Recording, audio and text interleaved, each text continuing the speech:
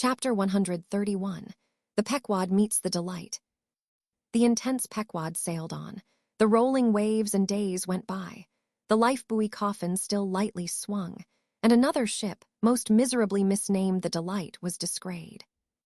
As she drew nigh, all eyes were fixed upon her broad beams, called shears, which, in some whaling ships, crossed the quarterdeck at the height of 8 or 9 feet, serving to carry the spare, unrigged, or disabled boats.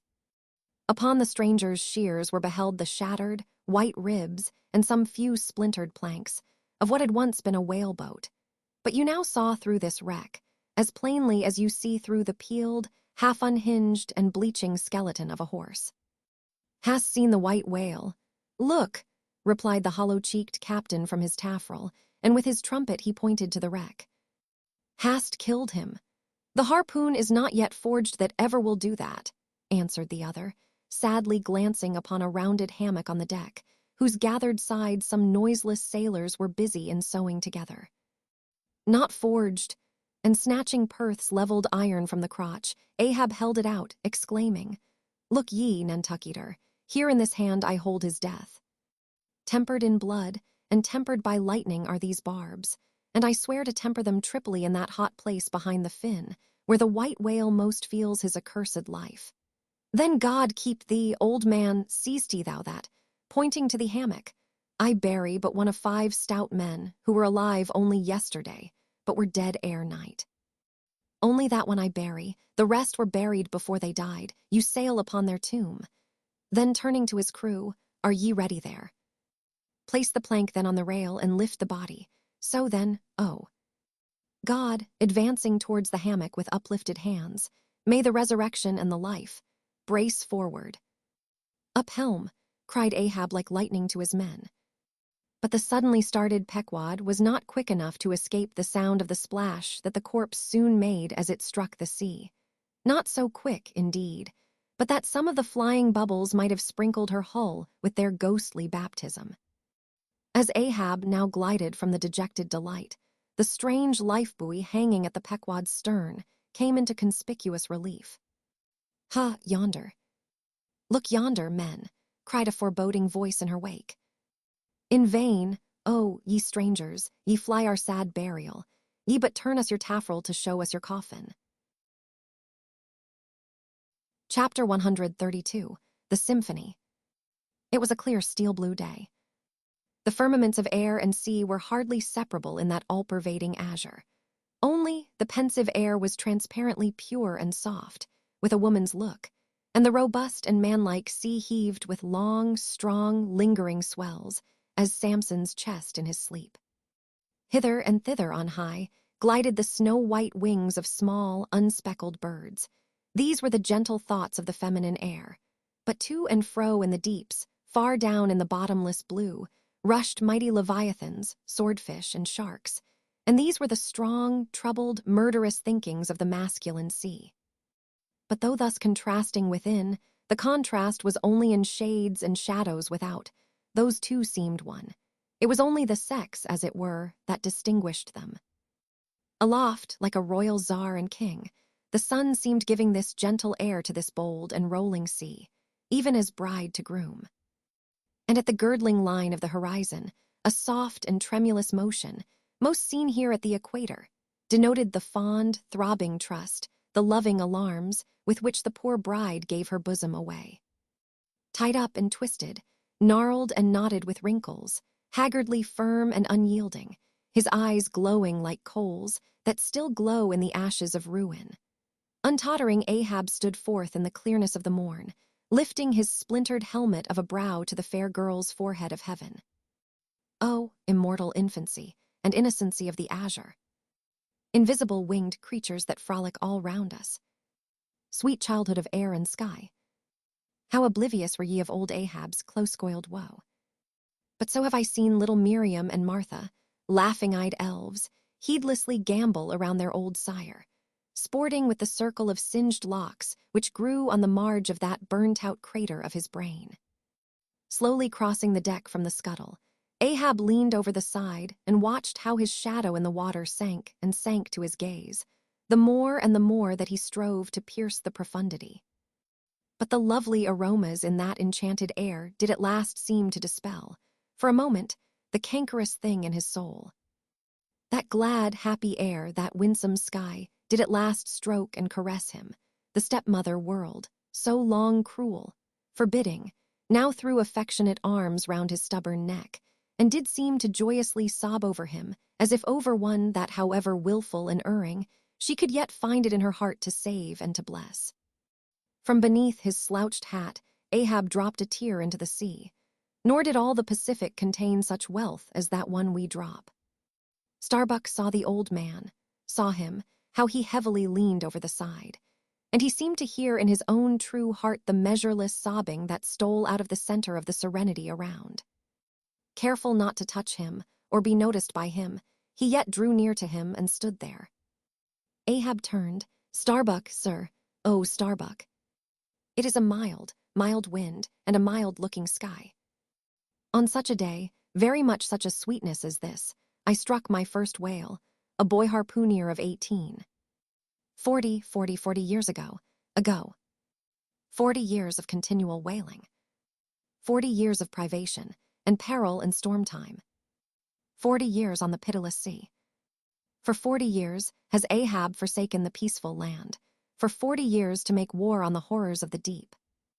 Aye, and yes, Starbuck, out of those 40 years I have not spent 3 ashore.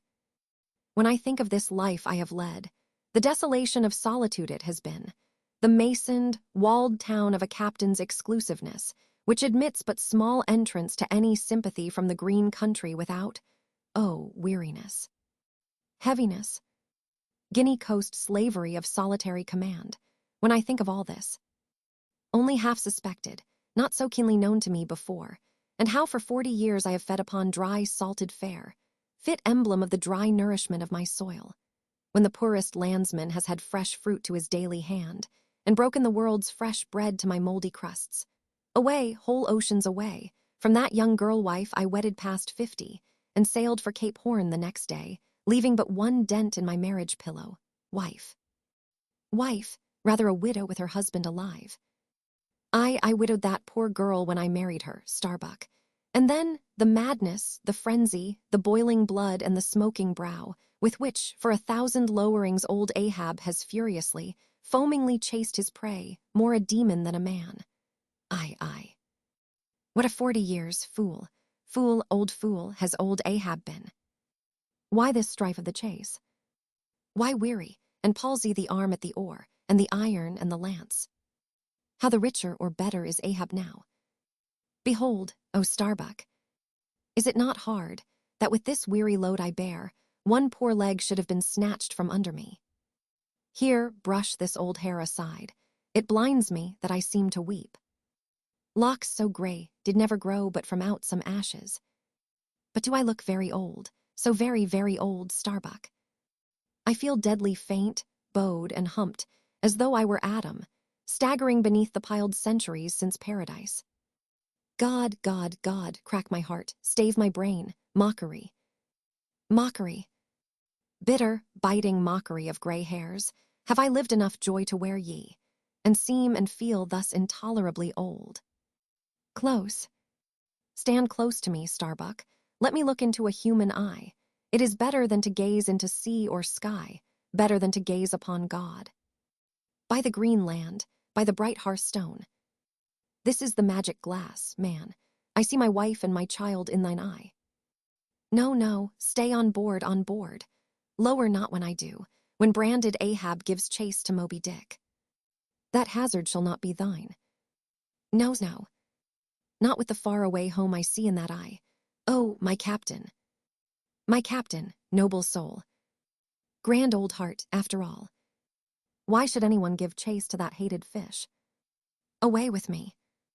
Let us fly these deadly waters. Let us home. Wife and child, too, are Starbuck's.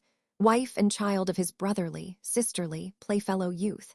Even as thine, sir, are the wife and child of thy loving, longing, paternal old age. Away. Let us away. This instant let me alter the course.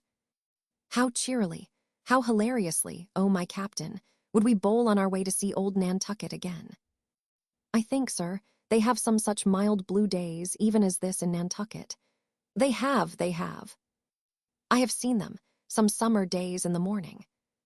About this time, yes, it is his noon nap now. The boy vivaciously wakes, sits up in bed, and his mother tells him of me, of cannibal old me, how I am abroad upon the deep, but will yet come back to dance him again. 'Tis my Mary herself. She promised that my boy, every morning, should be carried to the hill to catch the first glimpse of his father's sail. Yes, no more it is done. We head for Nantucket. Come, my captain, study out the course and let us away. See. The boy's face from the window. The boy's hand on the hill. But Ahab's glance was averted. Like a blighted fruit tree he shook, and cast his last, cindered apple to the soil. What is it? What nameless, inscrutable, unearthly thing is it? What cozening, hidden lord and master, and cruel, remorseless emperor commands me? That against all natural lovings and longings, I so keep pushing and crowding and jamming myself on all the time, recklessly making me ready to do what in my own proper, natural heart I durst not so much as dare. Is Ahab? Is it I, God, or who, that lifts this arm? But if the great sun move not of himself, but is as an errand boy in heaven, nor one single star can revolve but by some invisible power, how then can this one small heart beat, this one small brain think thoughts, unless God does that beating, does that thinking, does that living, and not I? By heaven, man, we are turned round and round in this world, like yonder windlass, and fate is the handspike. And all the time, lo, that smiling sky, and this unsounded sea. Look, see yon albacore. Who put it into him to chase and fang that flying fish? Where do murderers go, man? Who's to doom, when the judge himself is dragged to the bar? But it is a mild wind and a mild-looking sky, and the air smells now as if it blew from a faraway meadow. They have been making hay somewhere under the slopes of the Andes, Starbuck, and the mowers are sleeping among the new-mown hay. Sleeping. Aye, toil we how we may, we all sleep at last on the field. Sleep. Aye, and rust amid greenness, as last year's scythes flung down and left in the half-cut swaths, Starbuck. But blanched to a corpse's hue with despair, the mate had stolen away. Ahab crossed the deck to gaze over on the other side, but started at two reflected, fixed eyes in the water there. Fedallah was motionlessly leaning over the same rail. Chapter 133. The Chase First Day. That night in the mid-watch, when the old man, as his wont at intervals, stepped forth from the scuttle in which he leaned and went to his pivot hole, he suddenly thrust out his face fiercely, snuffing up the sea air as a sagacious ship's dog will, in drawing nigh to some barbarous isle. He declared that a whale must be near. Soon that peculiar odor, sometimes to a great distance given forth by the living sperm whale, was palpable to all the watch. Nor was any mariner surprised when, after inspecting the compass, and then the dog vane, and then ascertaining the precise bearing of the odor as nearly as possible, Ahab rapidly ordered the ship's course to be slightly altered, and the sail to be shortened.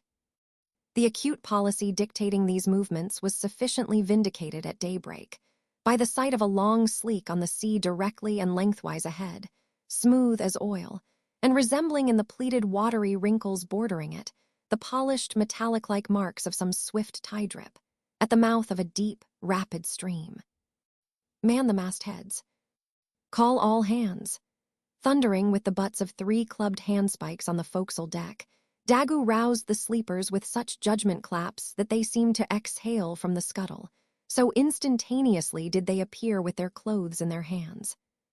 "What d'ye see?" cried Ahab, flattening his face to the sky. Nothing, sir," was the sound hailing down in reply. "T-gallant sails, stunsails. Alow and aloft, and on both sides."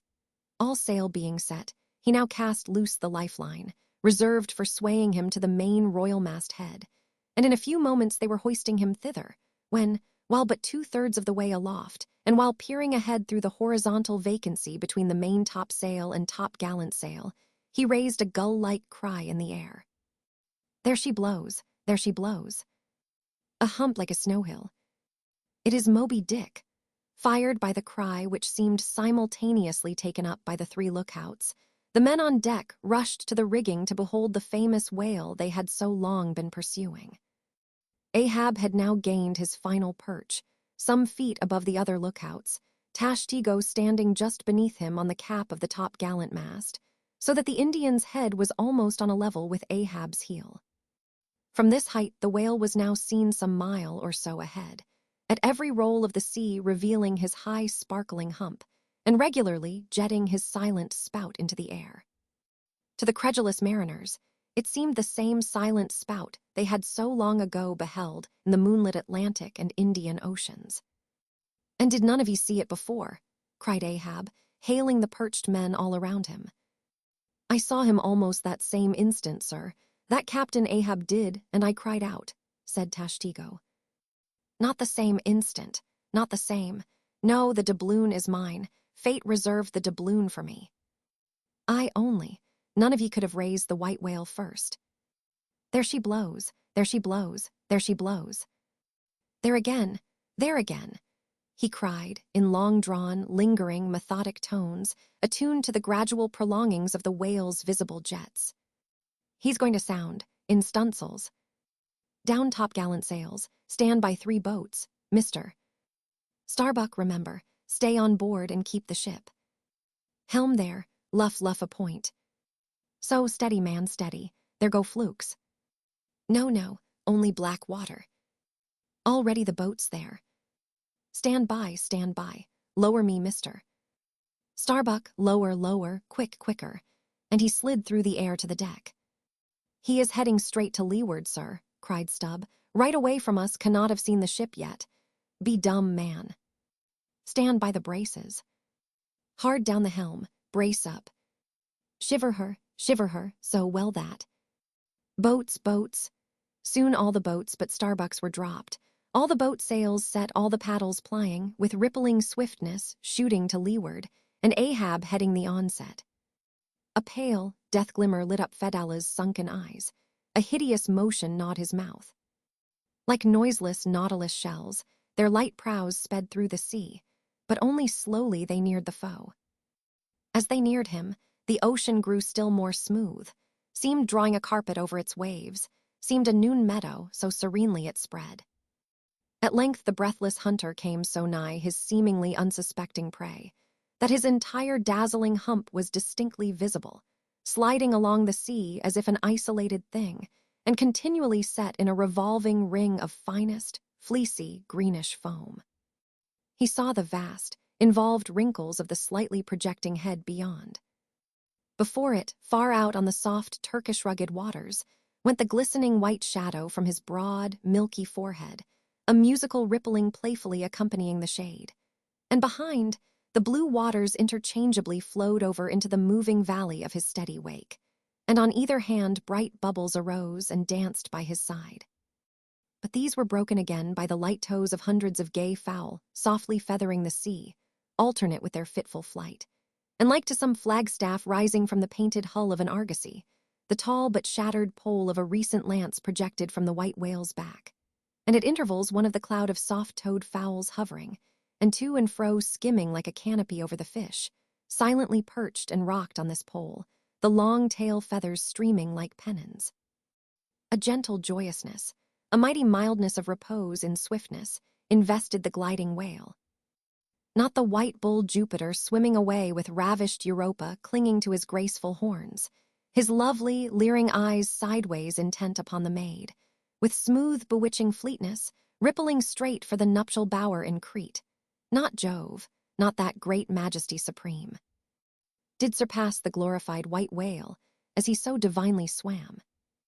On each soft side, coincident with the parted swell, that but once leaving him then flowed so wide away, on each bright side, the whale shed off enticings.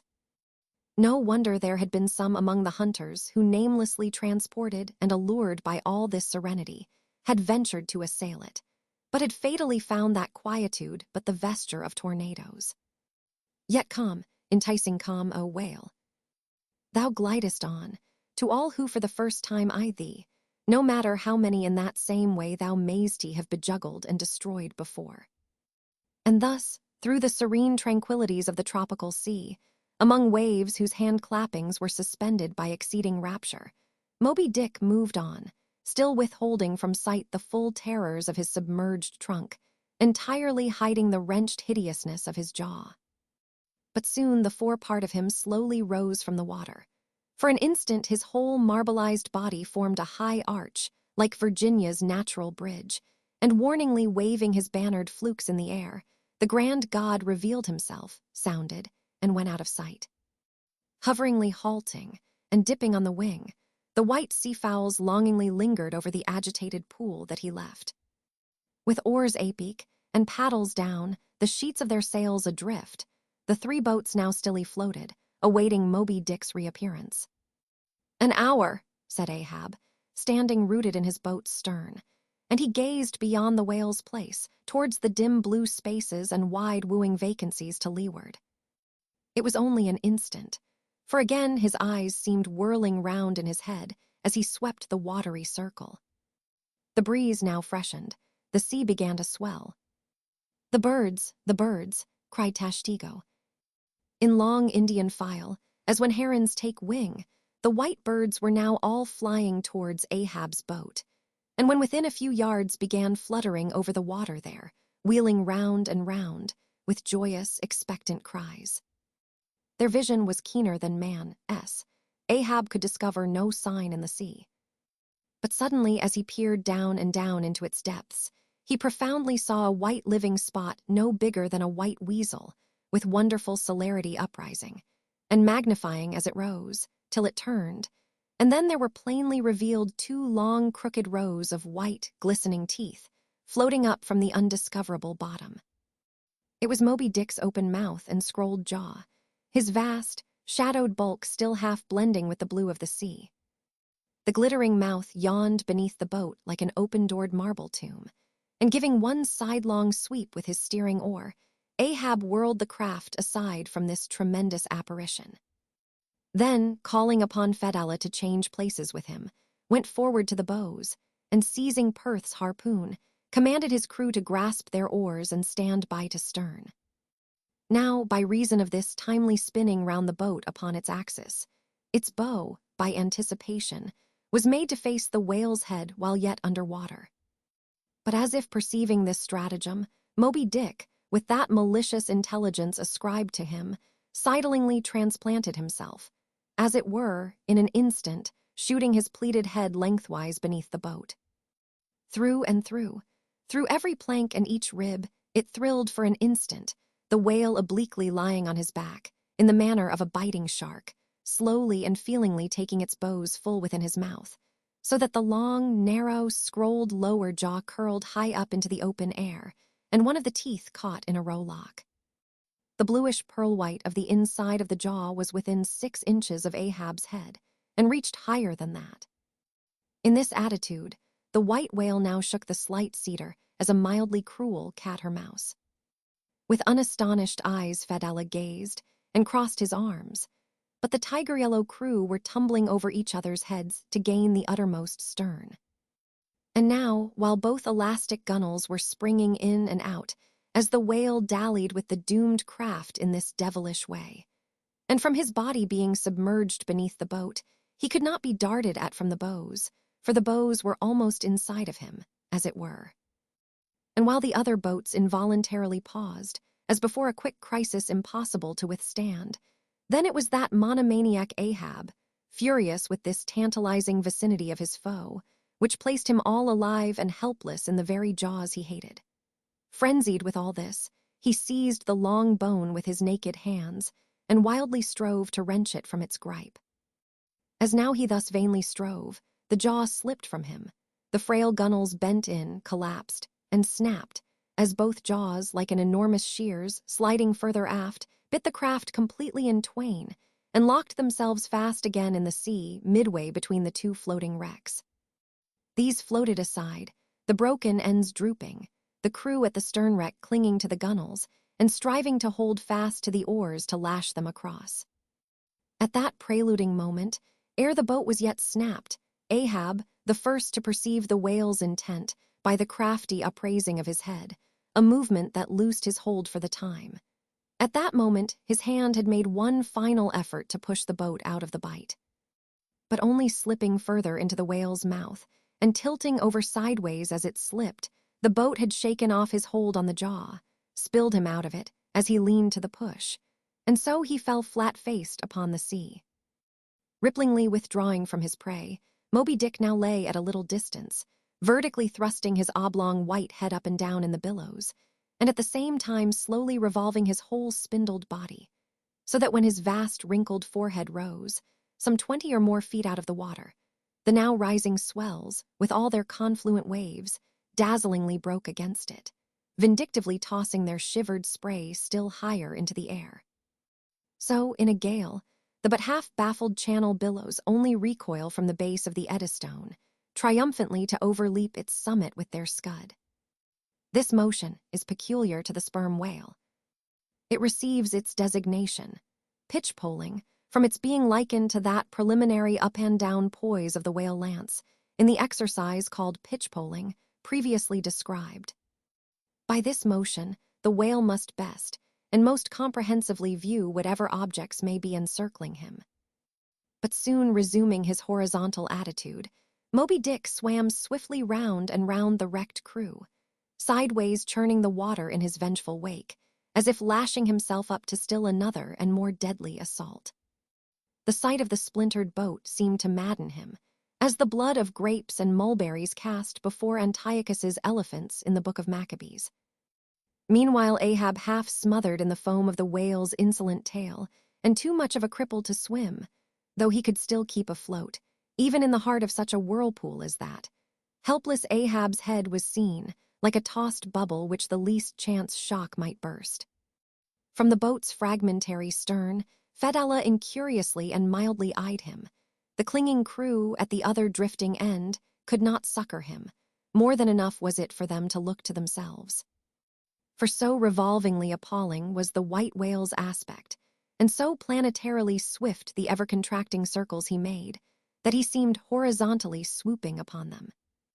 And though the other boats, unharmed, still hovered hard by, still they dared not pull into the eddy to strike, lest that should be the signal for the instant destruction of the jeopardized castaways, Ahab and all, nor in that case could they themselves hope to escape. With straining eyes, then, they remained on the outer edge of the direful zone, whose center had now become the old man's head. Meantime, from the beginning all this had been descried from the ship's mastheads, and squaring her yards, she had borne down upon the scene, and was now so nigh that Ahab in the water hailed her. Sail on the... But that moment a breaking sea dashed on him from Moby Dick, and whelmed him for the time. But struggling out of it again, and chancing to rise on a towering crest, he shouted, "Sail on the whale, drive him off." The Pequod's prows were pointed, and breaking up the charmed circle, she effectually parted the white whale from his victim. As he sullenly swam off, the boats flew to the rescue. Dragged into Stubbs' boat with bloodshot, blinded eyes, the white brine caking in his wrinkles, the long tension of Ahab's bodily strength did crack, and helplessly he yielded to his body's doom. For a time, lying all crushed in the bottom of Stubbs' boat, like one trodden underfoot of herds of elephants. Far inland, nameless wails came from him, as desolate sounds from out ravines. But this intensity of his physical prostration did but so much the more abbreviate it. In an instant's compass, great hearts sometimes condense to one deep pang, the sum total of those shallow pains kindly diffused through feebler men's whole lives. And so, such hearts, though summary in each one's suffering, still, if the gods decree it, in their lifetime aggregate a whole age of woe, wholly made up of instantaneous intensities. For even in their pointless centers, those noble natures contain the entire circumferences of inferior souls. "The harpoon," said Ahab, halfway rising and draggingly leaning on one bended arm. "Is it safe?" "Aye, sir, for it was not darted, this is it," said Stubbs, showing it. "Lay it before me. Any missing men?" 1, 2, 3, 4, 5. "There were 5 oars, sir, and here are 5 men." "That's good. Help me, man, I wish to stand." So I see him. There. Going to leeward still, what a leaping spout. Hands off from me. The eternal sap runs up in Ahab's bones again. Set the sail, out oars, the helm. It is often the case that when a boat is stove, its crew, being picked up by another boat, help to work that second boat, and the chase is thus continued with what is called double-banked oars. It was thus now. But the added power of the boat did not equal the added power of the whale, for he seemed to have treble-banked his every fin, swimming with a velocity which plainly showed that if now, under these circumstances, pushed on, the chase would prove an indefinitely prolonged, if not a hopeless one. Nor could any crew endure for so long a period such an unintermitted, intense straining at the oar, a thing barely tolerable only in some one brief vicissitude. The ship itself, then, as it sometimes happens, offered the most promising intermediate means of overtaking the chase. Accordingly, the boats now made for her, and were soon swayed up to their cranes, the two parts of the wrecked boat having been previously secured by her, and then hoisting everything to her side, and stacking her canvas high up, and sideways outstretching it with stun sails, like the double-jointed wings of an albatross, the Pequod bore down in the leeward wake of Moby Dick. At the well-known, methodic intervals, the whale's glittering spout was regularly announced from the manned mastheads, and when he would be reported as just gone down, Ahab would take the time, and then pacing the deck, binnacle watch in hand, so soon as the last second of the allotted hour expired, his voice was heard. "Whose is the doubloon now? D'ye see him?" And if the reply was, "No, sir," straightway he commanded them to lift him to his perch. In this way the day wore on, Ahab now aloft and motionless, anon unrestingly pacing the planks. As he was thus walking, uttering no sound, except to hail the men aloft, or to bid them hoist a sail still higher, or to spread one to a still greater breadth. Thus to and fro pacing beneath his slouched hat, at every turn he passed his own wrecked boat, which had been dropped upon the quarterdeck and lay there reversed, broken bow to shattered stern. At last he paused before it, and as in an already overclouded sky fresh troops of clouds will sometimes sail across, so over the old man's face there now stole some such added gloom as this. Stubbs saw him pause, and perhaps intending, not vainly though, to evince his own unabated fortitude and thus keep up a valiant place in his captain's mind, he advanced, and eyeing the wreck exclaimed, "The thistle the ass refused. It pricked his mouth too keenly, sir. Ha! Ha! What soulless thing is this that laughs before a wreck? Man's man. Did I not know thee brave as fearless fire, and as mechanical, I could swear thou wert a poltroon. Groan nor laugh should be heard before a wreck. Aye, sir," said Starbuck, drawing near, "'tis a solemn sight, an omen and an ill one. Omen. Omen, the dictionary. If the gods think to speak outright to man, they will honorably speak outright, not shake their heads and give an old wives' darkling hint. Begone. Ye two are the opposite poles of one thing. Starbuck is Stubb reversed, and Stubb is Starbuck. And ye two are all mankind. And Ahab stands alone among the millions of the peopled earth, nor gods nor men his neighbors. Cold, cold, I shiver. How now aloft there? D'ye see him? Sing out for every spout, though he spout 10 times a second. The day was nearly done. Only the hem of his golden robe was rustling. Soon it was almost dark, but the lookout men still remained unset. "Can't see the spout now, sir. Too dark," cried a voice from the air. "How heading when last seen?" "As before, sir, straight to leeward." "Good. He will travel slower now. 'Tis night. Down royals and top-gallant stunsails, Mr. Starbuck. We must not run over him before morning. He's making a passage now, and may heave to a while. Helm there. Keep her full before the wind. Aloft. Come down, mister. Stubbs, send a fresh hand to the foremast head, and see it manned till morning." Then advancing towards the doubloon in the mainmast, "Men, this gold is mine, for I earned it, but I shall let it abide here till the white whale is dead. And then, whosoever of ye first raises him, upon the day he shall be killed, this gold is that man. And if on that day I shall again raise him, then 10 times its sum shall be divided among all of ye." Away now, the deck is thine, sir." And so saying, he placed himself halfway within the scuttle, and slouching his hat, stood there till dawn, except when at intervals rousing himself to see how the night wore on.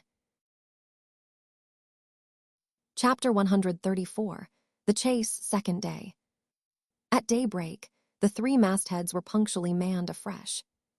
"D'ye see him?" cried Ahab, after allowing a little space for the light to spread. "See nothing, sir. Turn up all hands and make sail." "He travels faster than I thought for, the topgallant sails. Aye, they should have been kept on her all night. But no matter, 'tis but resting for the rush.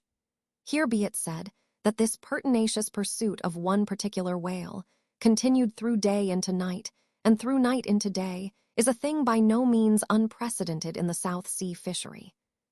For such is the wonderful skill, prescience of experience, and invincible confidence acquired by some great natural geniuses among the Nantucket commanders, that from the simple observation of a whale when last descried, they will, under certain given circumstances, pretty accurately foretell both the direction in which he will continue to swim for a time, while out of sight, as well as his probable rate of progression during that period.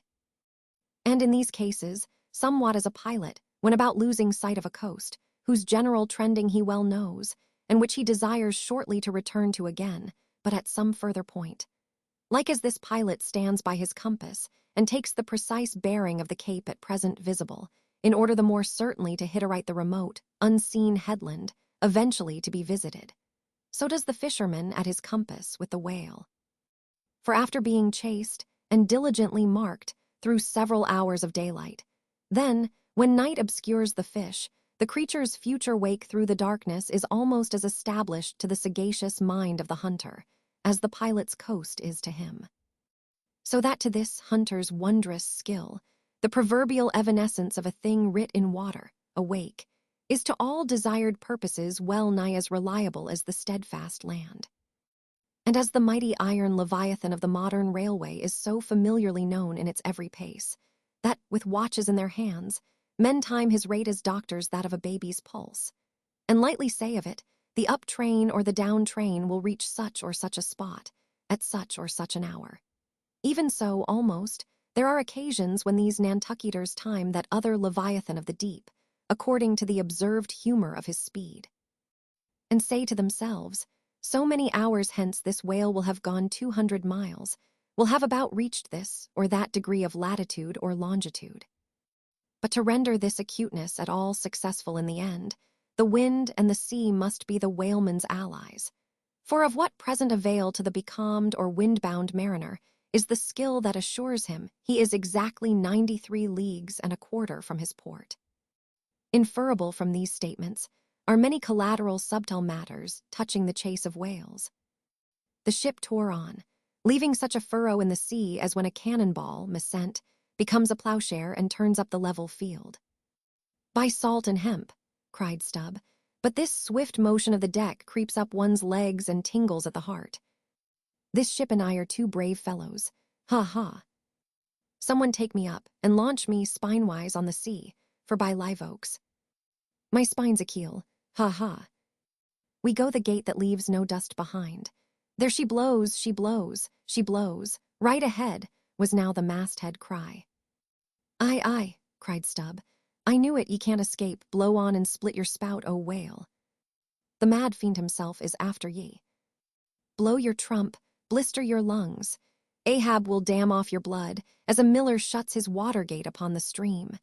And Stubb did but speak out for well nigh all that crew. The frenzies of the chase had by this time worked them bubblingly up, like old wine worked anew. Whatever pale fears and forebodings some of them might have felt before, these were not only now kept out of sight through the growing awe of Ahab, but they were broken up, and on all sides rooted, as timid prairie hares that scatter before the bounding bison.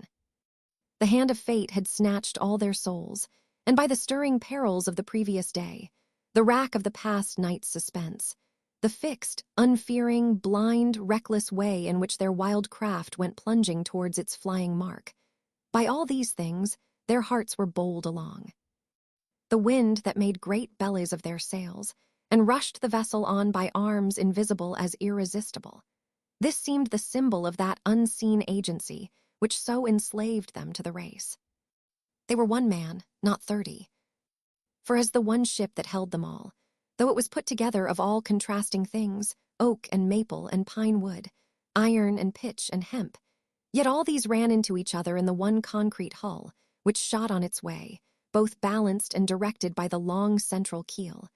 Even so, all the individualities of the crew, this man's valor, that man's fear. Guilt and guiltiness, all varieties were welded into oneness, and were all directed to that fatal goal which Ahab, their one lord and keel, did point to. The rigging lived. The mast heads, like the tops of tall palms, were outspreadingly tufted with arms and legs. Clinging to a spar with one hand, some reached forth the other with impatient wavings. Others, shading their eyes from the vivid sunlight, sat far out on the rocking yards, all the spars in full bearing of mortals, ready and ripe for their fate. How they still strove through that infinite blueness to seek out the thing that might destroy them. "Why sing ye not out for him, if ye see him?" cried Ahab, when, after the lapse of some minutes since the first cry, no more had been heard. "Sway me up, men. Ye have been deceived. Not Moby Dick casts one object that way, and then disappears." It was even so. In their headlong eagerness, the men had mistaken some other thing for the whale spout, as the event itself soon proved. For hardly had Ahab reached his perch, hardly was the rope belayed to its pin on deck, when he struck the keynote to an orchestra that made the air vibrate as with the combined discharges of rifles. The triumphant halloo of 30 buckskin lungs was heard, as much nearer to the ship than the place of the imaginary jet, less than a mile ahead. Moby Dick bodily burst into view. For not by any calm and indolent spoutings, not by the peaceable gush of that mystic fountain in his head, did the white whale now reveal his vicinity, but by the far more wondrous phenomenon of breaching. Rising with his utmost velocity from the furthest depths, the sperm whale thus booms his entire bulk into the pure element of air, and piling up a mountain of dazzling foam, shows his place to the distance of 7 miles and more. In those moments, the torn, enraged waves he shakes off seem his mane. In some cases, this breaching is his act of defiance. "There she breaches. There she breaches," was the cry, as in his immeasurable bravadoes the white whale tossed himself salmon-like to heaven.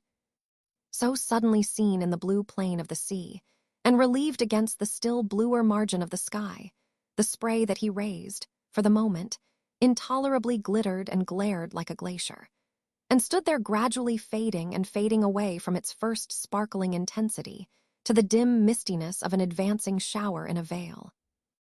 "I breach your last to the sun, Moby Dick," cried Ahab. "Thy hour and thy harpoon are at hand. Down.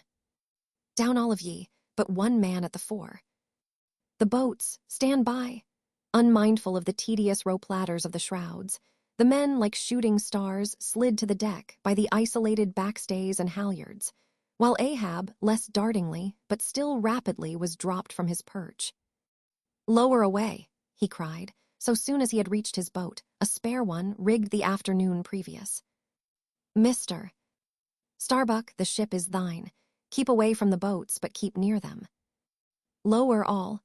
As if to strike a quick terror into them, by this time being the first assailant himself, Moby Dick had turned, and was now coming for the 3 crews. Ahab's boat was central, and cheering his men, he told them he would take the whale head and head, that is, pull straight up to his forehead, a not uncommon thing, for when within a certain limit, such a course excludes the coming onset from the whale's sidelong vision.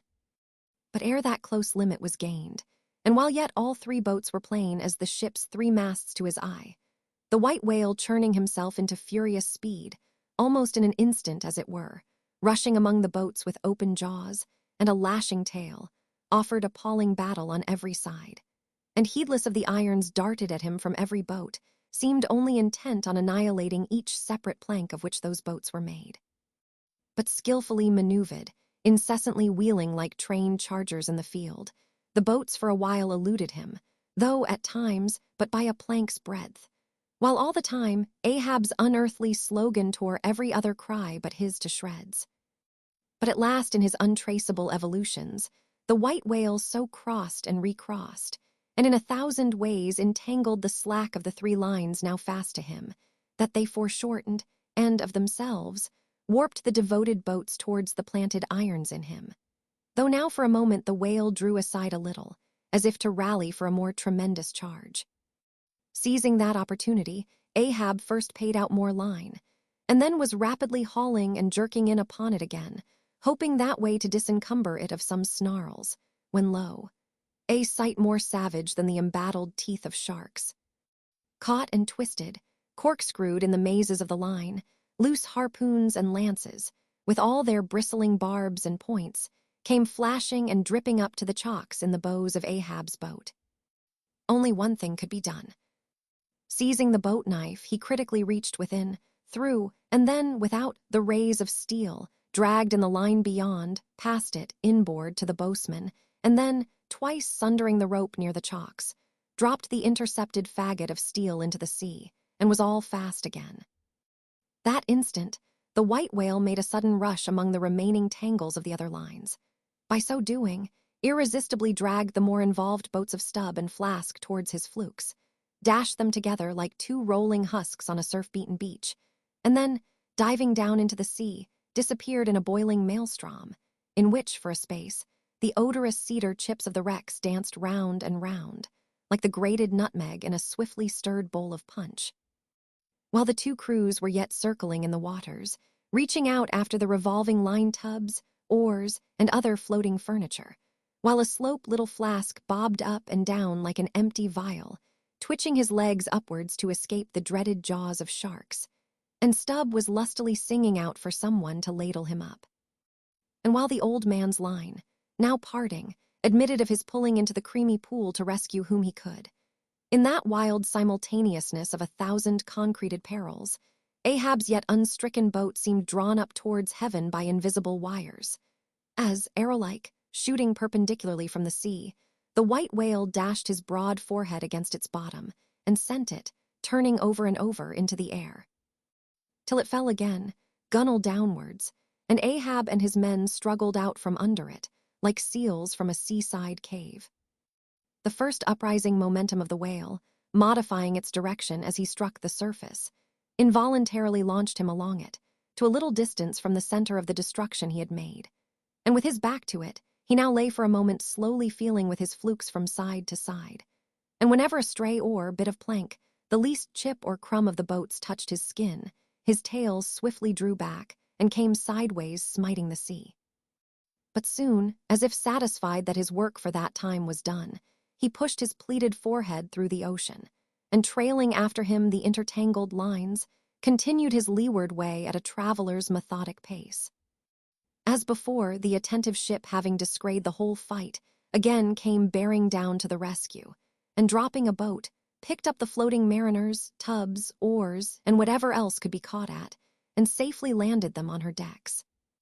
Some sprained shoulders, wrists, and ankles, livid contusions, wrenched harpoons and lances, inextricable intricacies of rope, shattered oars and planks, all these were there, but no fatal or even serious ill seemed to have befallen anyone.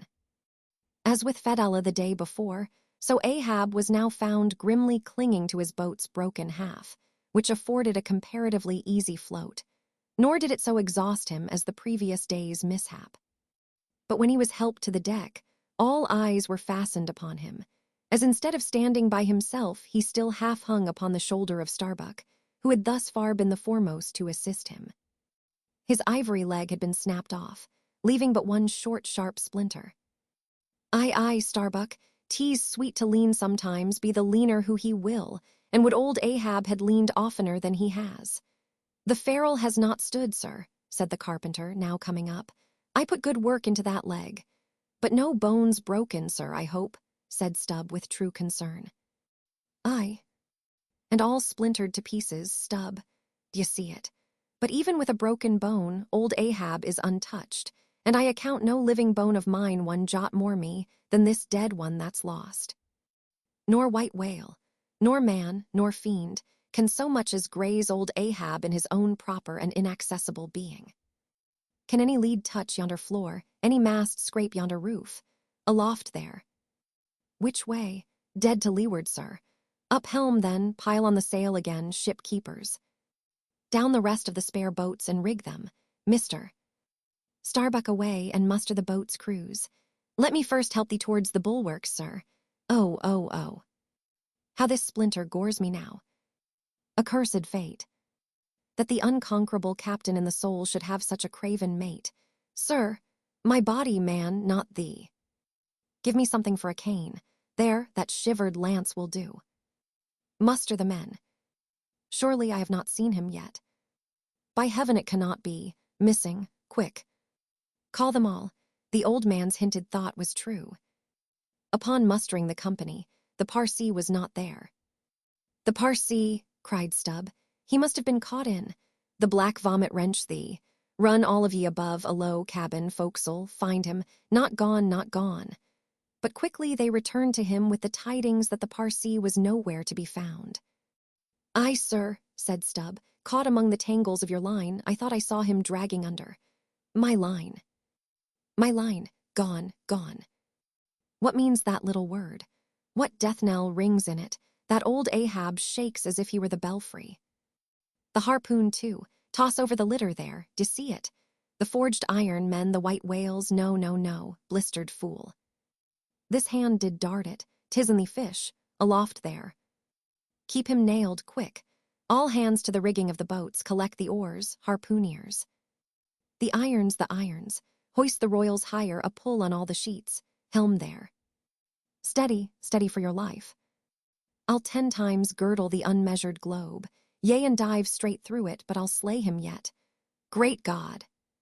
But for one single instant show thyself, cried Starbuck. Never, never wilt thou capture him, old man, in Jesus' name no more of this. That's worse than devil's madness. 2 days chased, twice stove to splinters, thy very leg once more snatched from under thee, thy evil shadow gone, all good angels mobbing thee with warnings. What more wouldst thou have? Shall we keep chasing this murderous fish till he swamps the last man? Shall we be dragged by him to the bottom of the sea? Shall we be towed by him to the infernal world? Oh, oh, impiety and blasphemy to hunt him more. Starbuck, of late I felt strangely moved to thee. Ever since that hour we both saw, thou know'st what, in one another's eyes. But in this matter of the whale, be the front of thy face to me as the palm of this hand, a lipless, unfeatured blank. Ahab is forever Ahab, man. This whole act's immutably decreed. 'Twas rehearsed by thee and me, 1,000,000,000 years before this ocean rolled. Fool! I am the fate's lieutenant, I act under orders. Look thou, underling, that thou obeyest mine, stand round me, men.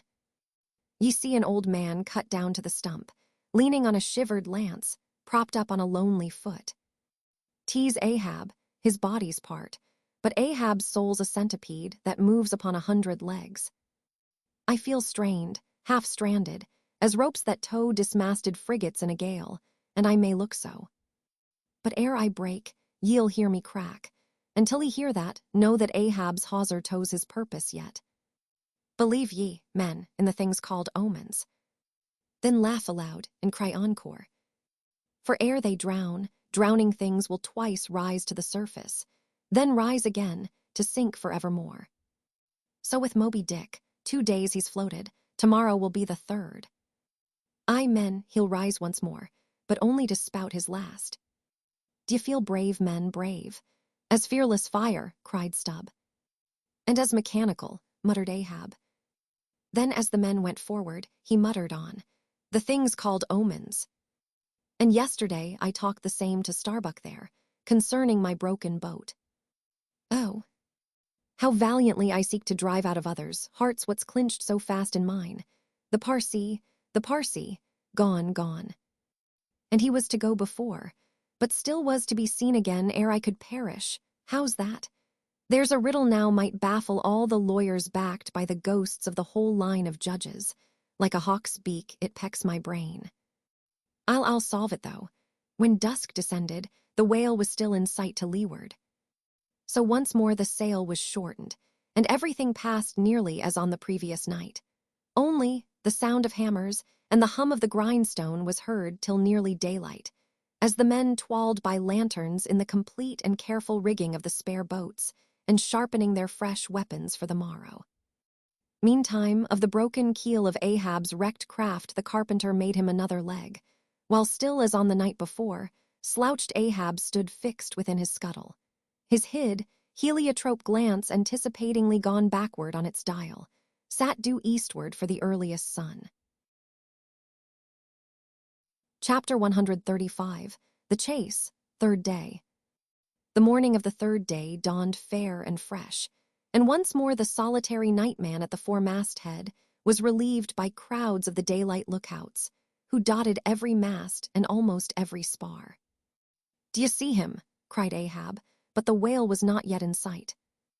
"In his infallible wake, though, but follow that wake, that's all. Helm there, steady as thou goest and hast been going. What a lovely day again. We're at a new-made world, and made for a summer house to the angels, and this morning the first of its throwing open to them, a fairer day could not dawn upon that world. Here's food for thought had Ahab time to think, but Ahab never thinks. He only feels, that's tingling enough for mortal man. To think's audacity. God only has that right and privilege. Thinking is, or ought to be, a coolness and a calmness, and our poor hearts throb, and our poor brains beat too much for that. And yet I've sometimes thought my brain was very calm, frozen calm, this old skull cracks so, like a glass in which the contents turn to ice, and shiver it. And still this hair is growing now, this moment growing, and heat must breed it. But no, it's like that sort of common grass that will grow anywhere, between the earthy clefts of Greenland ice or in Vesuvius lava. How the wild winds blow it. They whip it about me as the torn shreds of split sails lash the tossed ship they cling to. A vile wind that has no doubt blown air this through prison corridors and cells, and wards of hospitals, and ventilated them, and now comes blowing hither as innocent as fleeces. Out upon it, it's tainted. Were I the wind, I'd blow no more on such a wicked, miserable world. I'd crawl somewhere to a cave, and slink there. And yet, 'tis a noble and heroic thing, the wind. Who ever conquered it? In every fight it has the last and bitterest blow. Run tilting at it, and you but run through it.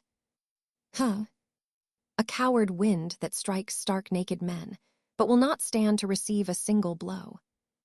Even Ahab is a braver thing, a nobler thing than that. Would now the wind but had a body. But all the things that most exasperate and outrage mortal man, all these things are bodiless, but only bodiless as objects, not as agents. There's a most special, a most cunning, a most malicious difference. And yet, I say again, and swear it now, that there's something all glorious and gracious in the wind. These warm trade winds, at least, that in the clear heavens blow straight on, in strong and steadfast, vigorous mildness, and veer not from their mark, however the baser currents of the sea may turn and tack, and mightiest Mississippis of the land swift and swerve about, uncertain where to go at last. And by the eternal poles, these same trades that so directly blow my good ship on, these trades, or something like them, something so unchangeable and full as strong, blow my keeled soul along. To it, aloft there. What d'ye see? Nothing, sir, nothing. And noon at hand. The doubloon goes a-begging, see the sun. Aye, it must be so. I've oversailed him, how got the start?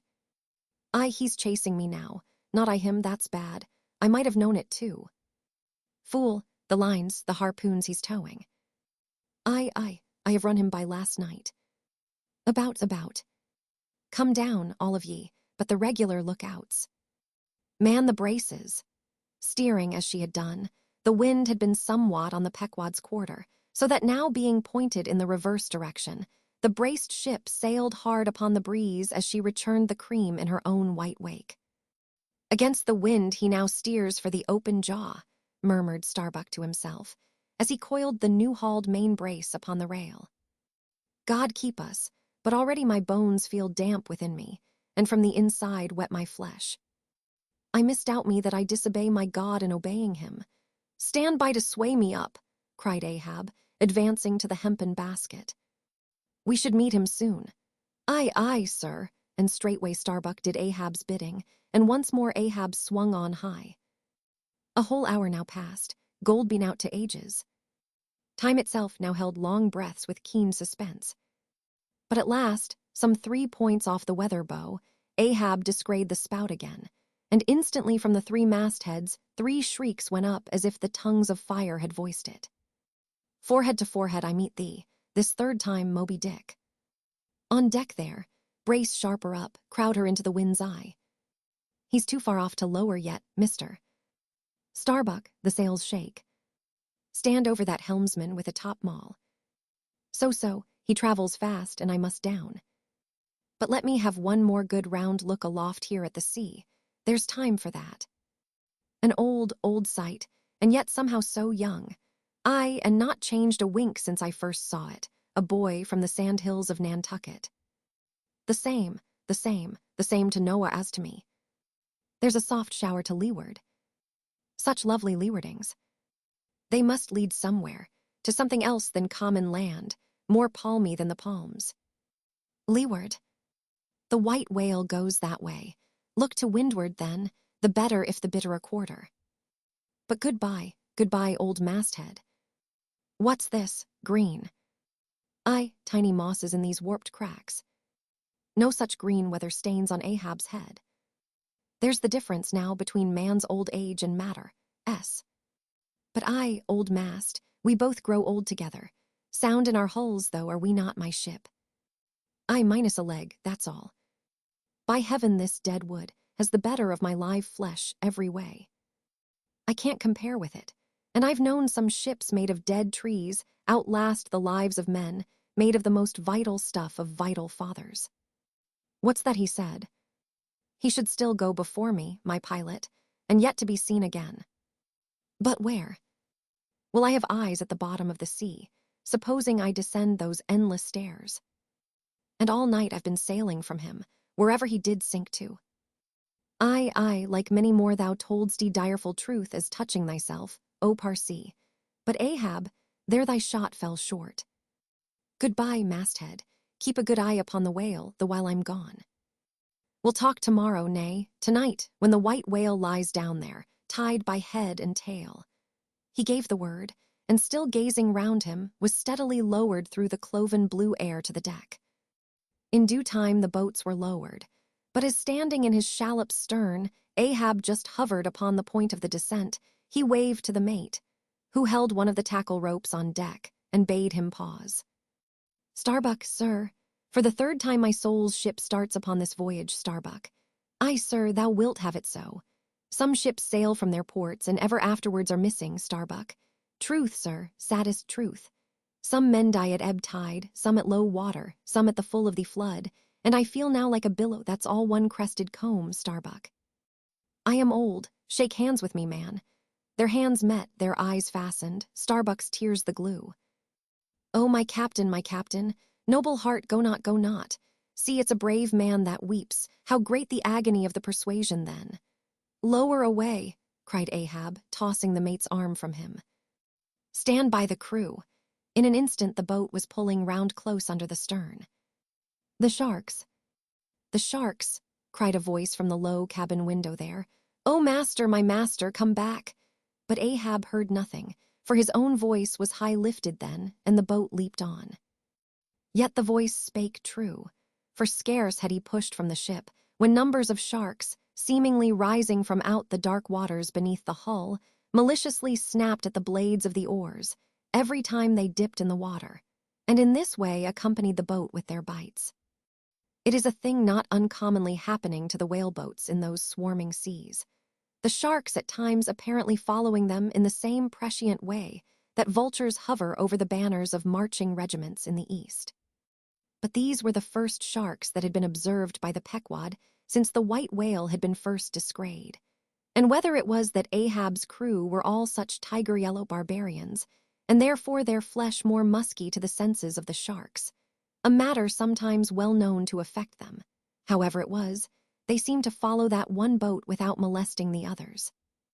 Heart of wrought steel, murmured Starbuck, gazing over the side and following with his eyes the receding boat.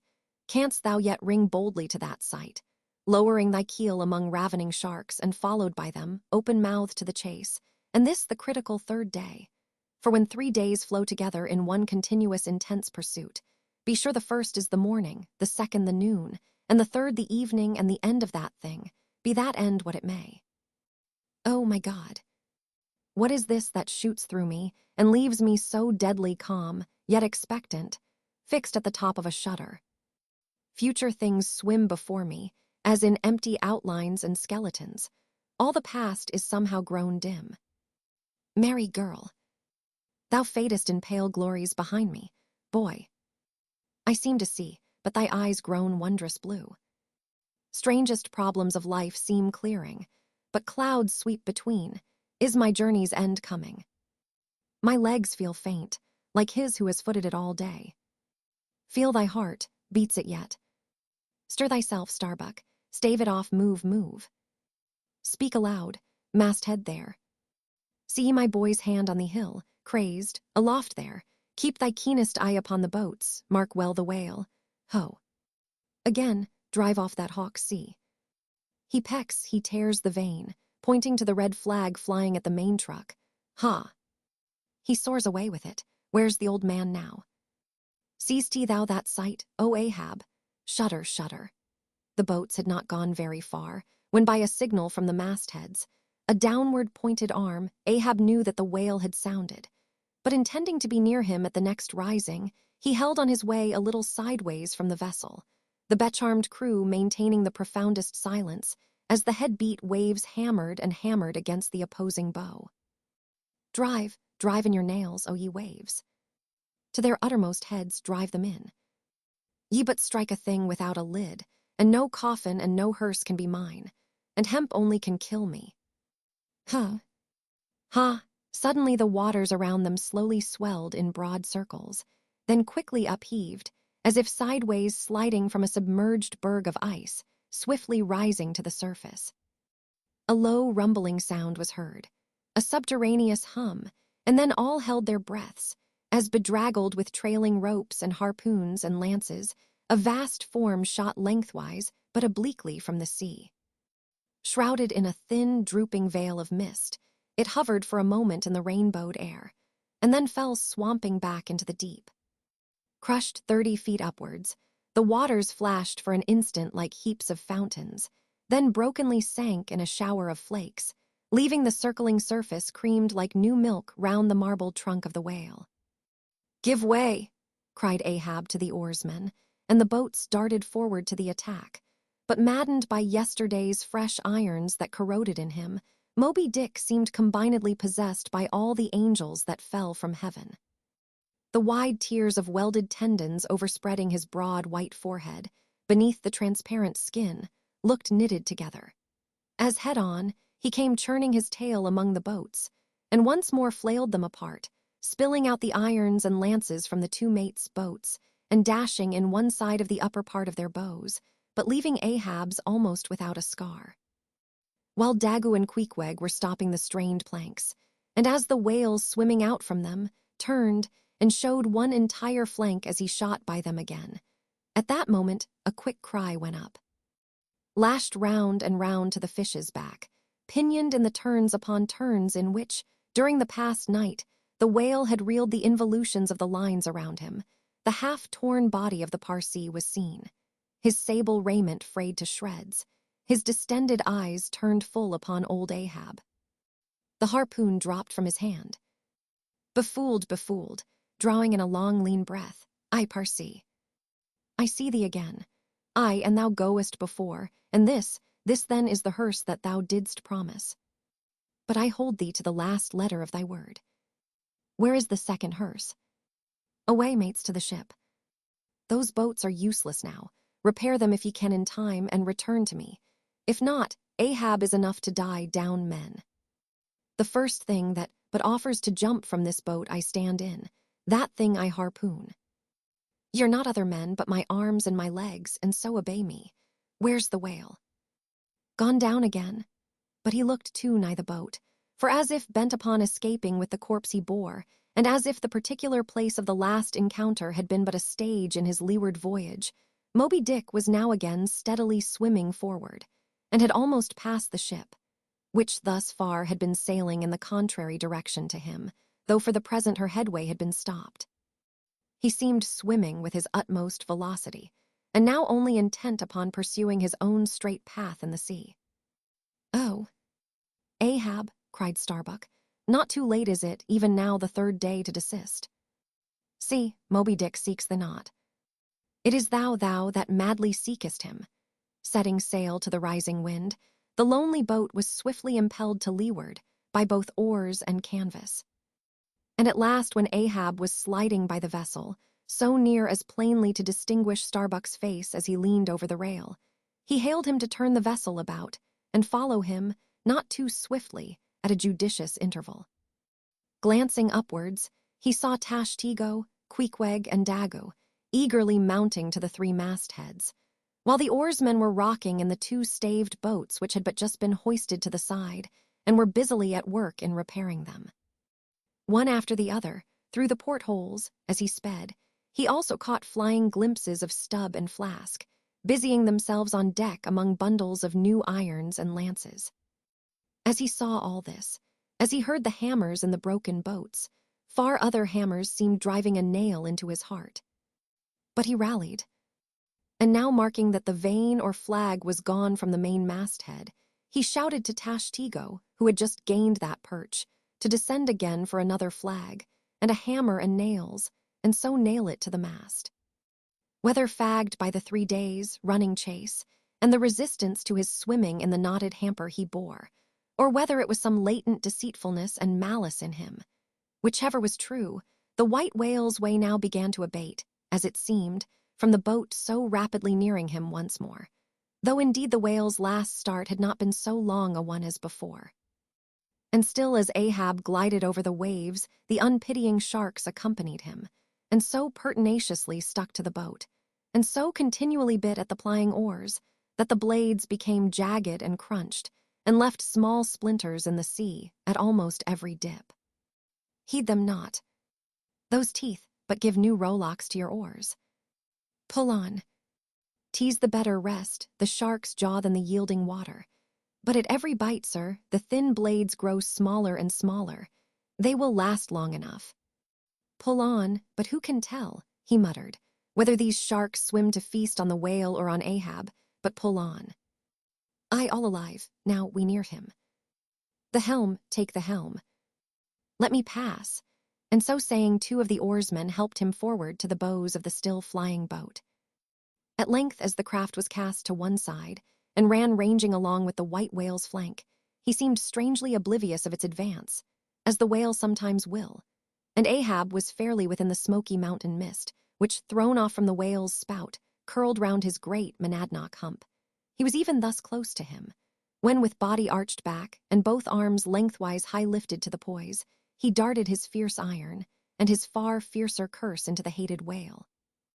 As both steel and curse sank to the socket, as if sucked into a morass, Moby Dick sideways writhed, spasmodically rolled his knife flank against the bow, and without staving a hole in it, so suddenly canted the boat over, that had it not been for the elevated part of the gunwale to which he then clung, Ahab would once more have been tossed into the sea. As it was, 3 of the oarsmen, who foreknew not the precise instant of the dart, and were therefore unprepared for its effects, these were flung out, but so fell that in an instant 2 of them clutched the gunwale again, and rising to its level on a combing wave, hurled themselves bodily inboard again, the 3rd man helplessly dropping astern, but still afloat and swimming. Almost simultaneously, with a mighty volition of ungraduated, instantaneous swiftness, the white whale darted through the weltering sea. But when Ahab cried out to the steersman to take new turns with the line, and hold it so, and commanded the crew to turn round on their seats and tow the boat up to the mark, the moment the treacherous line felt that double strain and tug, it snapped in the empty air. What breaks in me? Some sinew cracks, 'tis whole again, oars, oars. Burst in upon him. Hearing the tremendous rush of the sea-crashing boat, the whale wheeled round to present his blank forehead at bay.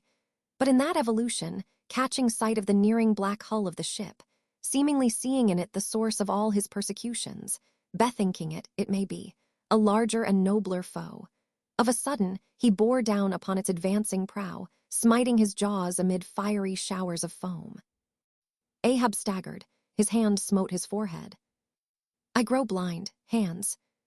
Stretch out before me, that I may yet grope my way. Ist night, the whale. The ship, cried the cringing oarsman. Oars! Oars!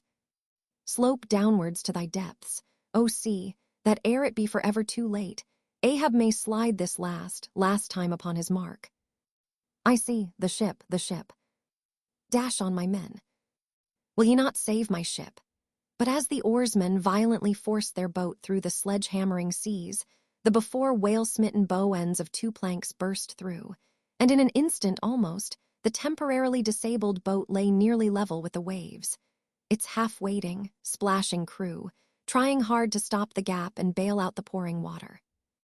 Meantime, for that one beholding instant, Tashtigo's masthead hammer remained suspended in his hand, and the red flag, half-wrapping him as with a plaid, then streamed itself straight out from him, as his own forward-flowing heart, while Starbuck and Stubb, standing upon the bowsprit beneath, caught sight of the down-coming monster just as soon as he. The whale, the whale. Up helm, up helm. Oh, all ye sweet powers of air, now hug me close. Let not Starbuck die, if die he must, in a woman's fainting fit. Up helm, I say, ye fools, the jaw. The jaw. Is this the end of all my bursting prayers? All my lifelong fidelities?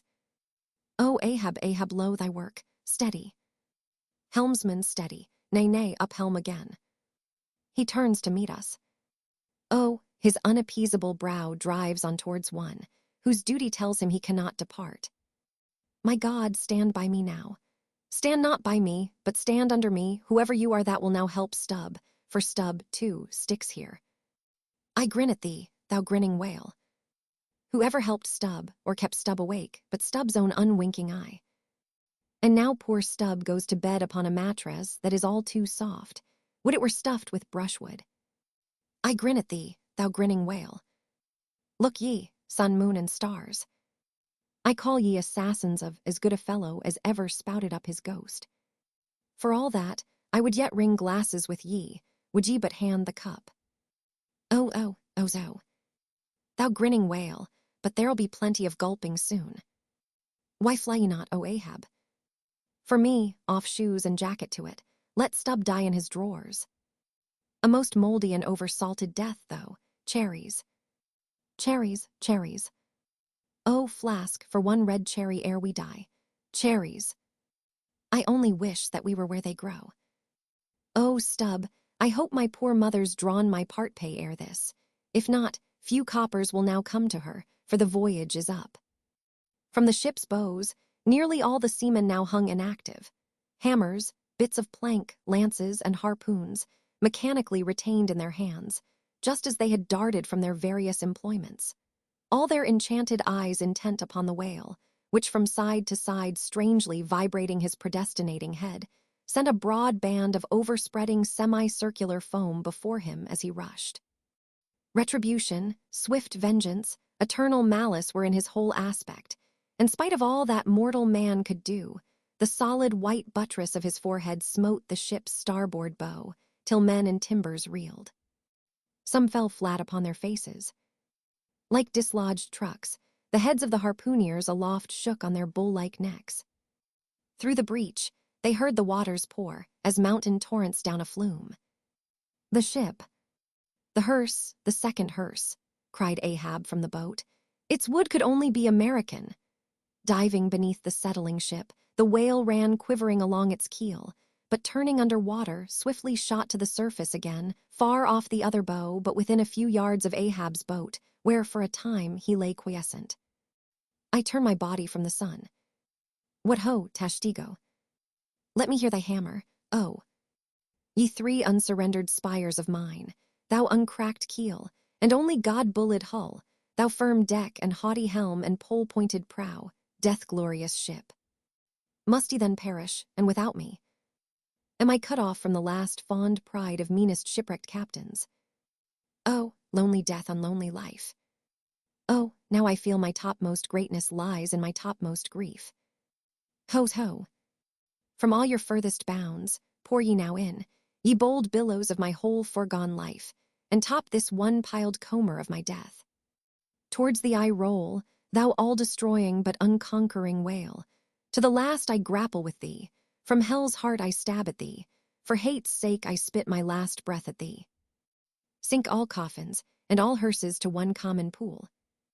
And since neither can be mine, let me then tow to pieces, while still chasing thee, though tied to thee, thou damned whale. Thus I give up the spear. The harpoon was darted, the stricken whale flew forward. With igniting velocity the line ran through the grooves, ran foul. Ahab stooped to clear it. He did clear it. But the flying turn caught him round the neck, and voicelessly as Turkish mutes bowstring their victim, he was shot out of the boat, ere the crew knew he was gone. Next instant, the heavy ice-splice in the rope's final end flew out of the stark-empty tub, knocked down an oarsman, and smiting the sea, disappeared in its depths. For an instant, the tranced boat's crew stood still, then turned. The ship. Great God, where is the ship? Soon they through dim, bewildering mediums saw her sidelong fading phantom, as in the gaseous Fata Morgana, only the uppermost masts out of water, while fixed by infatuation or fidelity or fate to their once lofty perches, the pagan harpooneers still maintained their sinking lookouts on the sea.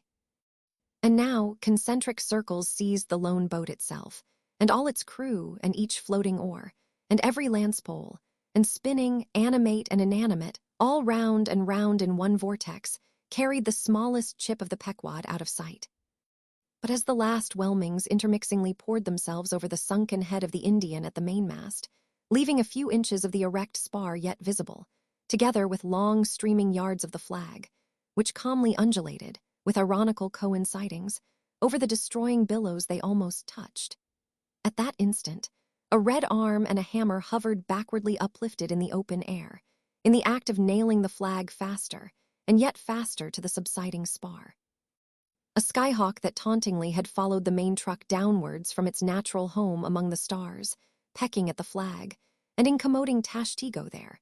This bird now chanced to intercept its broad, fluttering wing between the hammer and the wood, and simultaneously feeling that ethereal thrill, the submerged savage beneath, in his death gasp, kept his hammer frozen there. And so the bird of heaven, with archangelic shrieks, and his imperial beak thrust upwards, and his whole captive form folded in the flag of Ahab, went down with his ship, which, like Satan, would not sink to hell till she had dragged a living part of heaven along with her, and helmeted herself with it. Now small fowls flew screaming over the yet yawning gulf. A sullen white surf beat against its steep sides. Then all collapsed, and the great shroud of the sea rolled on as it rolled 5,000 years ago. Epilogue. And I only am escaped alone to tell The job. The drama's done. Why then here does any one step forth? Because one did survive the wreck. It so chanced that after the Parsee's disappearance, I was he whom the fates ordained to take the place of Ahab's boatsman, when that boatsman assumed the vacant post. The same, who, when on the last day the 3 men were tossed from out of the rocking boat, was dropped astern. So, floating on the margin of the ensuing scene, and in full sight of it, when the half-spent suction of the sunk ship reached me, I was then, but slowly, drawn towards the closing vortex. When I reached it, it had subsided to a creamy pool. Round and round, then, and ever contracting towards the button-like black bubble at the axis of that slowly wheeling circle, like another Ixion I did revolve. Till gaining that vital center, the black bubble upward burst, and now, liberated by reason of its cunning spring, and owing to its great buoyancy, rising with great force, the coffin life buoy shot lengthwise from the sea, fell over, and floated by my side. Buoyed up by that coffin, for almost one whole day and night, I floated on a soft and dirge-like mane. The unharming sharks, they glided by as if with padlocks on their mouths. The savage seahawks sailed with sheathed beaks. On the second day, a sail drew nearer, and picked me up at last. It was the devious cruising Rachel, that in her retracing search after her missing children, only found another orphan.